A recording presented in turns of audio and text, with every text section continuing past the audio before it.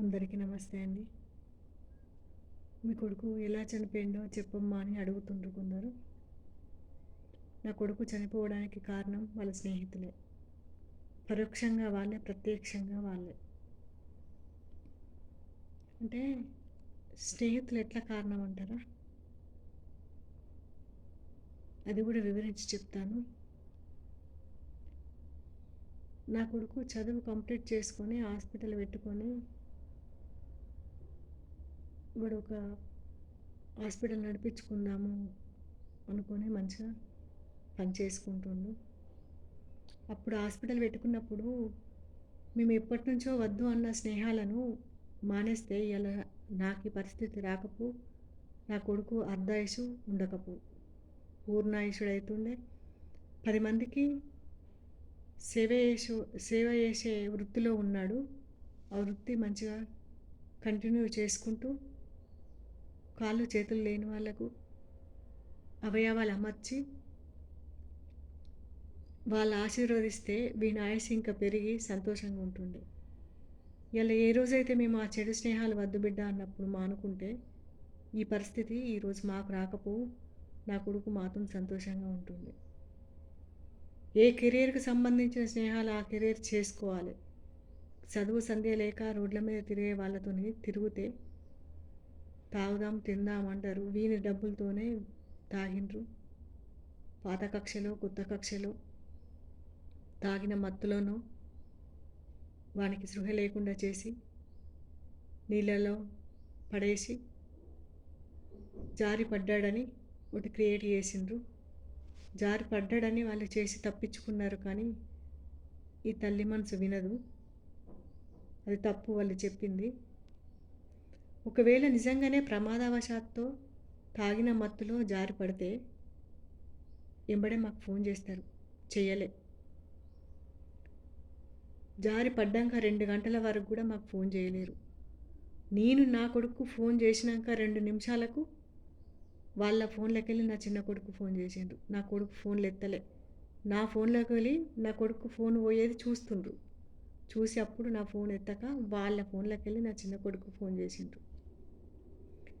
ప్రమాదవశాత్తు జారి పడితే పడంగానే నా చిన్న కొడుకు ఫోన్ చేదురు. చేయలే. వానికి సృహ లేకుండా చేసిండ్రు. నీళ్ళలో పడేసిండ్రు. ప్రాణం పోయేదాకా వెయిట్ చేసిండ్రు. వాళ్ళు చేసే ప్రయత్నాలు చేసుకున్నారు. అప్పటికి నేను ఫోన్ చేసేంత వరకు చాలామంది ఉన్నారు అక్కడ. అందరు జమైనరు. అయినా మాకు చెప్పలేరు.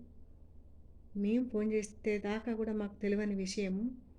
వాళ్ళు చేయలేరంటే నేను నమ్మను. ఓకే, ఫోన్ మాట్లాడుకుంటూ పోయి నీళ్ళల్లో జారి పడితే ఫోన్ బయట పడుతుందట, వాడు లోపల పడతాడట. అంత రాత్రి ఆ చీకట్లో 10:30 రాత్రి అవుతుంది. అంత రాత్రి ఆ చీకట్లో నా కొడుకు ఫోన్లు వాళ్ళకి కనబడ్డాయట. పక్కనే ఉన్న నా కొడుకు నీళ్ళల్లో జారి పడితే కనబడలేడట. ఇది మీరు నమ్ముతారా? ఏ కన్న తల్లైనా నమ్ముతుందా? ప్రపంచాన్ని నమ్మిస్తుండ్రు వాళ్ళు.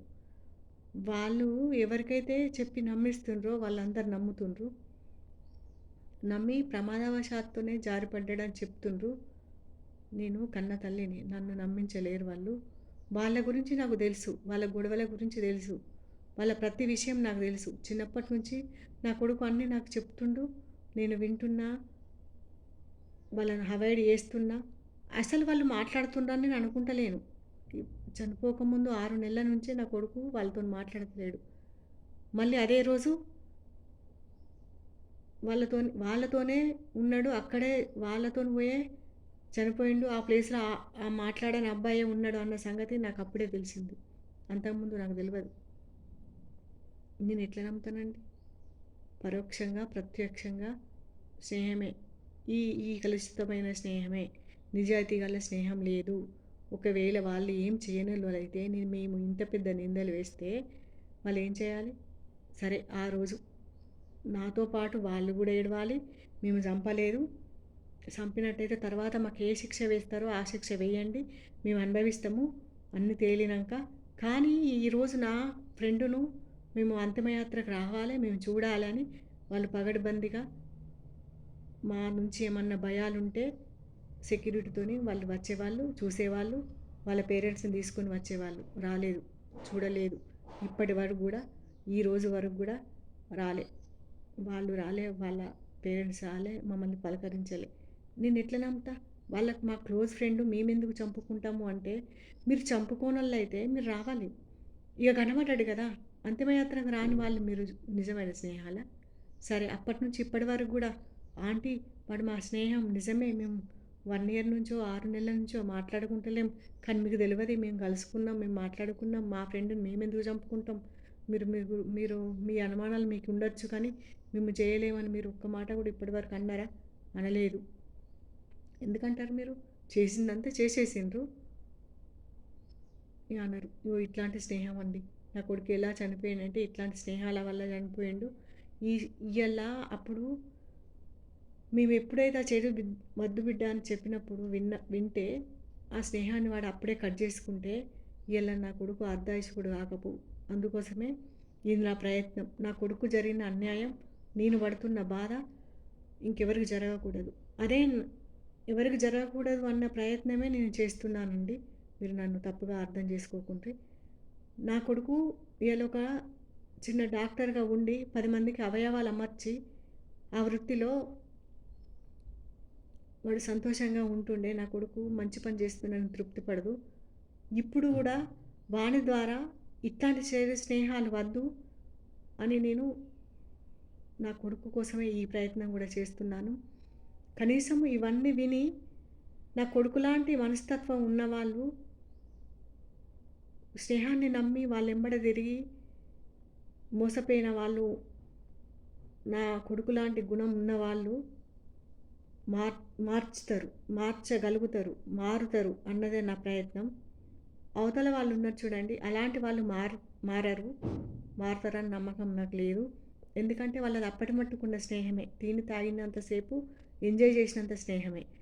కానీ వీడు ఆ తిని తాగినంత సేపు ఎంజాయ్ చేసినంత అని అనుకోలే. ఇది నాకు లైఫ్ లాంగ్ ఉంటది. ఎప్పటికి నా స్నేహితులు నాకు ఏ ఆపదైనా, ఏ సంపదైనా, ఏ కష్టమైనా నేనున్నా లేకున్నా నాకు, నా తమ్ముడికి, మా పేరెంట్స్‌కి ఎప్పుడు అండగా ఉంటారు. అట్లాంటి స్నేహము చిన్నప్పటి నుంచి చూస్తున్న స్నేహం గదా అని నమ్మిండు. అందుకే నా ఈ ప్రయత్నం.